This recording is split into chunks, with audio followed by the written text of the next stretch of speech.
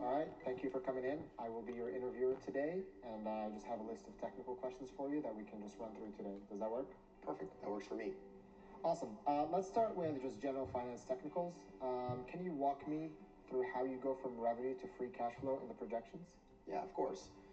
So starting with revenue, you subtract cost of goods sold minus operating expenses, which brings you down to operating income. At operating income, you multiply that by 1 minus the tax rate to take you to net income. Net income will be the first line item on your cash flow statement.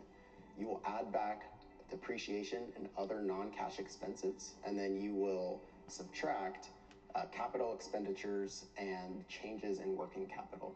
And then what do you usually use for the discount rate? For the discount rate, assuming we're talking about a public company, is it okay to make that assumption? Yes. For a public company, I would use the weighted average cost of capital for the discount rate. Okay, and how do you calculate that?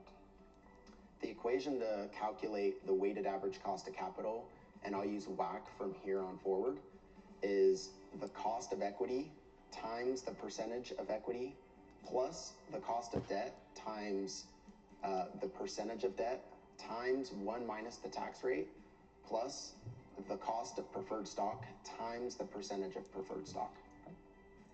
And then how do you calculate the cost of equity? That's a great question. The cost of equity is calculated by taking the risk-free rate, adding it to beta times the risk-free premium.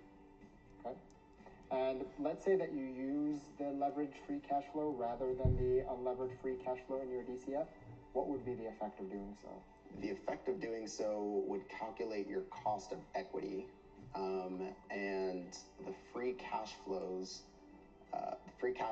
would give you your cost of equity since you're effectively repaying your debt back through interest.